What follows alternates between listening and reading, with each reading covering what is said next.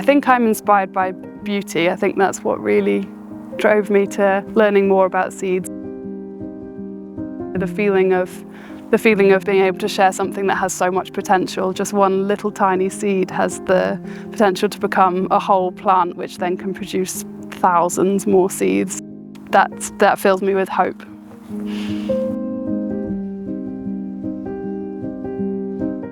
The Wales Seed Hub is inspired by the seed sovereignty movement. A lot of people are familiar with the food sovereignty movement, the idea that food should be sort of under local control, but food sovereignty kind of rests on seed sovereignty, because if you haven't got the seeds, then you can't really say you've got that food sovereignty either.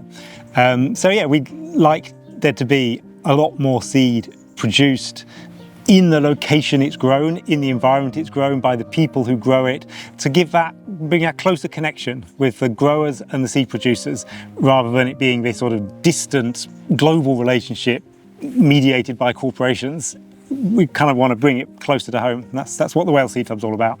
In our first year, we actually managed to sell a sum total of 2 varieties. So it was kind of how to then build up, how to get new members, all the really boring stuff like, are we going to form a company, and what kind of legal entity would that, comprise, and how people were going to get paid, and yeah, an awful lot of kind of administrative, structural stuff. Yeah. But that didn't put you off? No, I quite like all that. Global supply chains have a built-in fragility, and anything that can be closer to where it's used, if you shorten those supply chains, it brings you a degree of resilience, I think. And it's also, from the grower's point of view, it's nice to have a closer relationship where the seeds are going to come from. You don't want your corporate supplier just to decide on a whim that they're not going to produce that variety anymore. If you as a grower and your customers rely on it, all of a sudden you just can't get it anymore. So we hope to be able to work a little bit closer with our customers and sort of meet them. What do you want from the seed? What can we grow, and just have an actual relationship.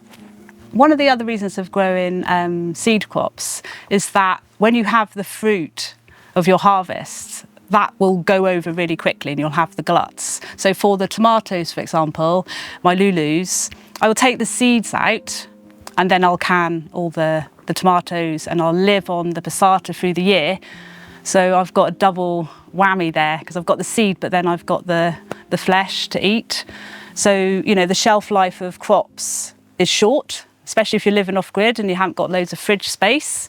So it's short, whereas a seed packet, if you're keeping your seeds dry and cool, they're going to last you a couple of years. I love seed. It's a really important part of growing for me. I love engaging in the cycle of a plant throughout its entire life cycle. I love watching it grow, seeing it, I love the formation that it forms, and I love the processes of threshing and winnowing.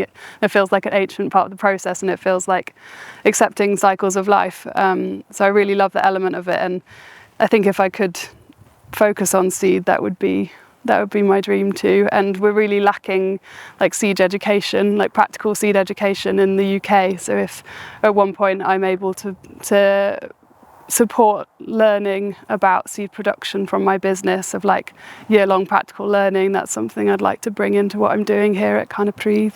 There's a way that we can bring back old varieties that have been lost, like the Gladstone pea, for example. A lot of seed catalogues these days will sell short little peas that you don't have to tie up and put pea sticks. But they don't yield so much and they don't taste so good. And I think bringing back the old varieties just serves us better in yields and in tastes and tradition, which gets lost in big corporate seed companies.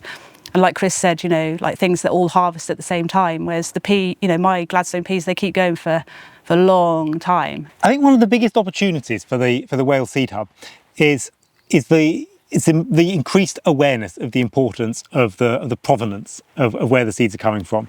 More people are taking a closer interest in what they're eating, and by association what they're growing. And people like to support stuff locally. And we're a small company in Wales producing a quality product for growers in this region. And when I say this region, Wales Seed Hub seeds don't just grow in Wales.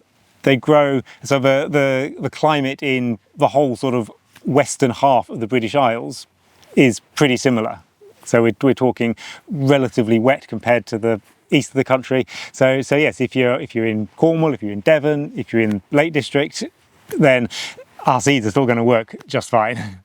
So most of our sales are online at the moment. It's obviously a very easy item to pack and post out. And we also do lots of stalls and farmers markets and things like that. So we sell in person. We're also branching out into shops this year as well. We'd really like to sell through local shops in Wales. We also pay people for actually doing the non-seedy tasks as well. So all running of the hub and things like that. So an amount gets taken out and split up according to the hours that you put in as well. So it's very cooperative. I mean, we are a co-op. So no member gets paid any more per hour or any more per packet than any other grower. So it's very fair like that. So my primary income is from veg, but seeds work really well in amongst that as well. There's an extra value, and it also gives me an income over the winter. So I have sales all year round when I have less veg in the ground. And some elements of growing seeds work really well with a market garden. For instance, this has been the year of the brassica massacre. We've had so many cabbage white caterpillars this year. And then so growing seed crops that are going to flower and help the parasitic wasps. Things like coriander flowers will attract those. So I've been growing coriander for seeds, so it all has benefits throughout the garden. And there are seeds that I can also do multi-harvests on. So tomatoes I can harvest for seed, and I can also sell that as a crop. I guess perhaps our biggest challenge at the moment is marketing and trying to get across the message that open pollinated seeds produced locally, produced in the same area, produced in the same way that you grow them, are likely to perform better than the sort of shiny seed packets you buy in a garden centre, which are perfectly good seeds, but they may have been produced on a 1,000-acre farm in China with pesticides and fertilisers and mechanisation, and that could be a very different growing environment to your garden 200 metres up a Welsh hillside. That is not necessarily the same. So while many F1 seeds are great seeds and they will grow well, but I think with our seeds you can be safe in the knowledge that they have proven themselves to grow in a Welsh smallholder back garden environment. I think there needs to be more seed hubs around the world, and I think we need seed security. We need to own our seeds ourselves and basically empower the people to have our seed, and for people to make seed hubs, because the resilience is in the seed, and for security of food is in the seed. I'd encourage anyone who's got any interest in growing to give seed production a try.